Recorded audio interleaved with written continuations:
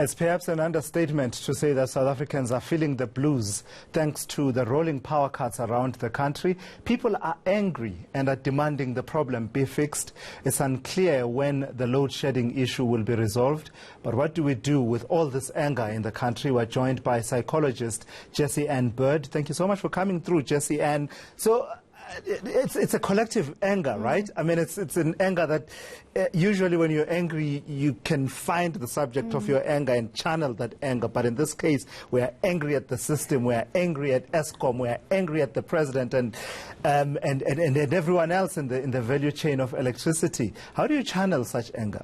Well, let's look at where the source of that anger is coming from. And what it's really coming from is a sense of powerlessness. And I hope you'll appreciate the pun there.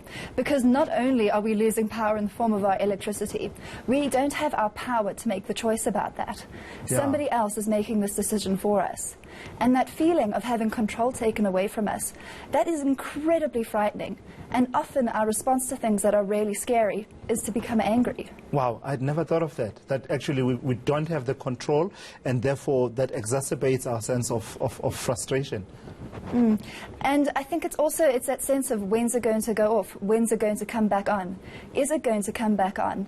And we sort of then end up with this rising hysteria about what's the future going to look like. And it can be very, very easy to fall into sort of quite a despair, I think, sitting in the darkness at home. Yeah, and I was going to ask you about that, in other instances we can preoccupy ourselves with entertainment, with television, with whatever it is, watching series, etc. But in this case, that's not really there to sort of take us away from the issue that is the focus of our anger. How do we deal with it then? Well, increasingly our social interaction relies more and more on technology. Using our cell phones, social media, this is how we connect with the world. When the electricity goes out, so goes our connection to the people that we love. And I think that sense of isolation and loneliness can really be a driving force behind maybe some of even the depression that we're feeling.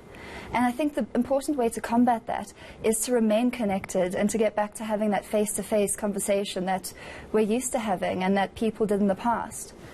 Does it make it better, Jessie Ann, that it's a collective feeling of anger, that I'm not the only one going through this angry at the system, it's all of us? Does that make it slightly bearable? I think it can. I mean, there's that camaraderie, there's that we're all in this together, but also we can feed off each other a little bit and things can be made a bit more dramatic. So I think it's to take that camaraderie and see how do we make this into teamwork and how do we beat this together as opposed to how do we make each other feel worse.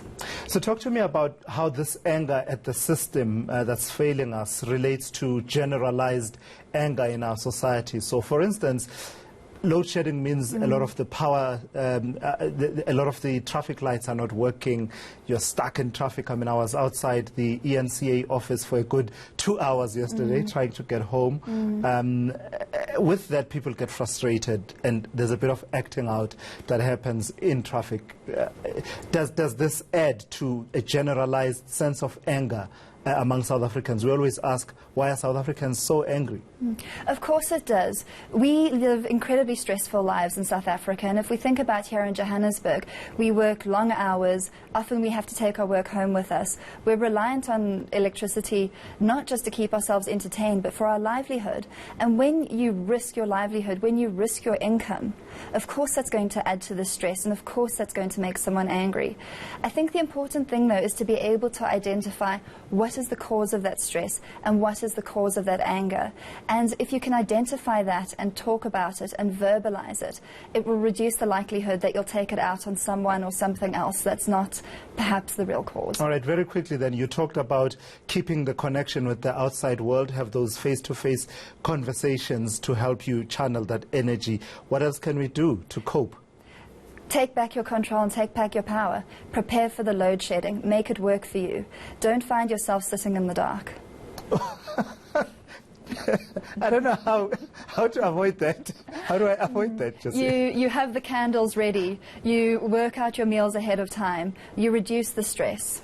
Right. Jessie Ann Bird, thank you so much for coming through. Talking issues to do with the collective anger that many South Africans are feeling at this stage when we are dealing with load shedding and power outages on a daily basis.